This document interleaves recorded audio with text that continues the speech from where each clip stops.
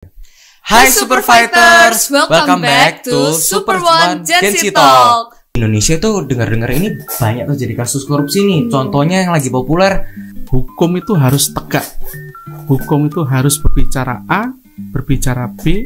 Kebiasaan dia atau menjadi habit untuk nanti dibawa terus-menerus. Kecil kita akan berdampak besar pada orang lain. Sangat bisa jadi kata-kata hari ini tuh, Ci.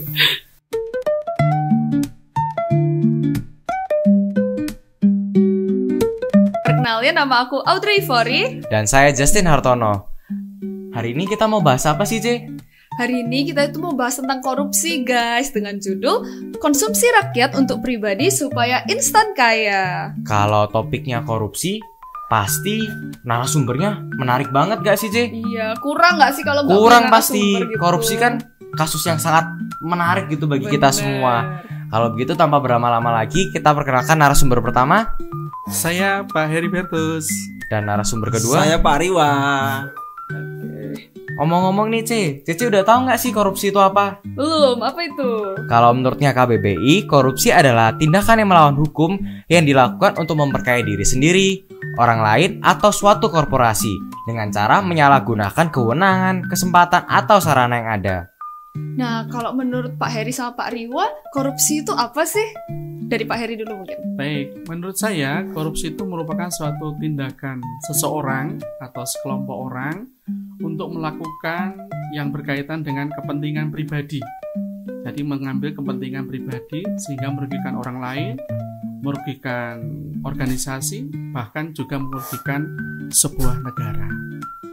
Baik, menurut Pak Riwa? Ya, kalau saya secara sederhana saja, korupsi itu adalah merupakan satu kejahatan besar dan terstruktur. Karena korupsi ini kan melibatkan banyak orang, tidak mungkin satu orang saja melakukannya. Ya. Jadi menurutnya Pak Riwa dan Pak Heri, kalau korupsi itu dilakukan oleh orang-orang egois dan secara sengaja. Iya pasti. Ya, betul. Tapi di Indonesia tuh dengar-dengar ini banyak tuh jadi kasus korupsi nih. Contohnya yang lagi populer, kasus korupsi timah. Katanya sih merugikan negara sekitar 211 triliun. Dan juga kasus korupsi Pertamina hingga membuat hashtag kabur aja dulu menjadi booming nih, Ci.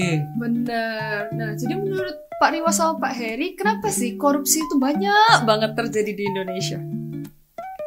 Dari Pak Riwa? Iya, jadi korupsi terjadi di negara kita ini karena ada keinginan atau ada individu-individu yang melakukan korupsi ini, baik itu dari tingkat pusat sampai ke pedesaan begitu ya. Jadi kalau menurut saya itu dari segi ekonomi ya, dari segi ekonomi itu ada banyak orang yang merasa kebutuhannya tidak tercukupkan ya, sehingga timbullah keinginan-keinginan untuk melakukan tindakan korupsi itu sendiri ya. Itu menurut saya. Saya menambahkan dari Pak Riwa, yaitu berkaitan dengan sistem yang ada di negara kita atau di sebuah organisasi itu memang memberikan peluang bagi orang melakukan suatu tindakan. Kemudian yang kedua, mungkin perlu dilakukan perbaikan, yaitu kaitannya dengan penegakan hukum. Hukum itu harus tegak. Hukum itu harus berbicara A, berbicara B, harus berbicara tentang kebenaran, bukan berbicara pada sebuah kepentingan. Jadi korupsi itu banyak ya penyebabnya, Ci. Tapi korupsi itu banyak ditemukan di sekitar kita, baik dalam lingkungan bermasyarakat ataupun suatu organisasi ataupun lembaga. Bagaimana sih kita mengenali pemicu-pemicu korupsi di sekitarnya kita, atau hal-hal apa yang bisa membuat kita melakukan tindakan korupsi? Ya, mulai dari Pak Heri mungkin. Baik, korupsi itu karena memang ada sebuah kesempatan. Karena ada kesempatan sehingga dia memberanikan diri untuk melakukan tindakan korupsi. Dan itu dilakukan karena ada keinginan untuk melakukan itu. Kesempatan itu yang menjadi peluang bagi orang. Seperti itu. Kalau menurut Pak Riwa bagaimana? Kalau dari Pak Riwa sih pengendalian diri ya. Pengendalian diri seseorang itu yang kurang, sehingga keinginan yang tadi disebutkan sama Pak Heri ya, terus ada peluang atau ada kesempatan itu, nah dia tidak mampu mengontrol dirinya, ya terbukalah peluang dan kesempatan itu untuk melakukan. Oke, Ya. jadi karena kesempatan sama pengontrolan diri Ya, sendiri. ya. Oke. Jadi kalau misalnya Pak Riwa sama Pak Heri ketemu nih di sekitar, ada orang yang ngelakuin korupsi. Apa yang Bapak lakuin? Langsung dilaporin kah? Atau ditegur? Atau diapain dulu gitu? Ya, tentunya kita sebagai, kalau saya kan sebagai seorang guru, tentunya kan ada mekanismenya. Kalau secara undang-undang itu kan ada lembaga yang menangani kasus korupsi. Guru tidak bisa menangani kasus korupsi. Ya, tugas kita memang harus melaporkan. Kalau kita menemukan itu, ya tugas kewajiban kita harus melaporkan itu sebagai warga negara yang baik, supaya salah satunya ya, mewujudkan negara kita yang bebas dari korupsi. Ya. Oke.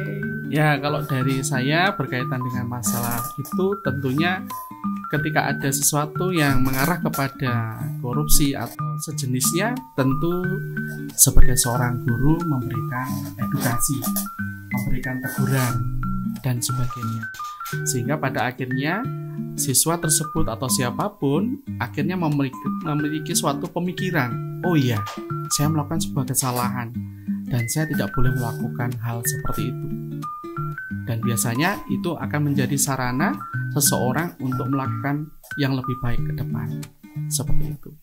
Menegur, memberikan sebuah edukasi, karena itu adalah sarana kita untuk terus bertumbuh bersama.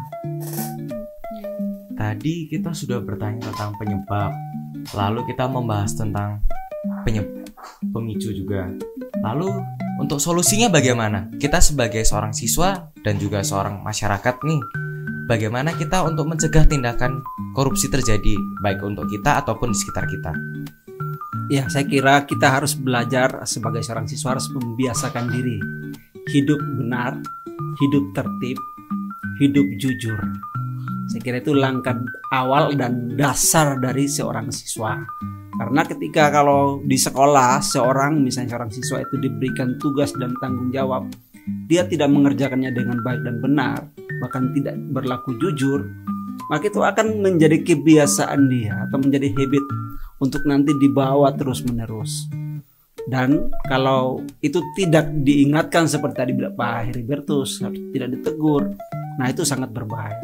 Jadi mau belajar untuk hidup benar, hidup jujur ya, dan membiasakan diri untuk melakukan hal-hal yang teratur. Ya. Baik, kalau menurutnya Pak Heri? Ya, menambahkan sedikit aja yang disampaikan Pak Riwa berkaitan dengan beriman. Ketika seorang pribadi, seorang pelajar, seorang guru memiliki iman yang benar, tentu akan jauh dari segala hal yang berkaitan dengan korupsi.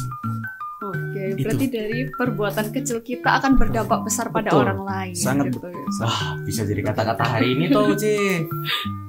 Ngomong-ngomong, kita sudah belajar banyak nih tentang korupsi, dan kita sebagai siswa dan guru dan juga masyarakat harus menghindari tindakan korupsi.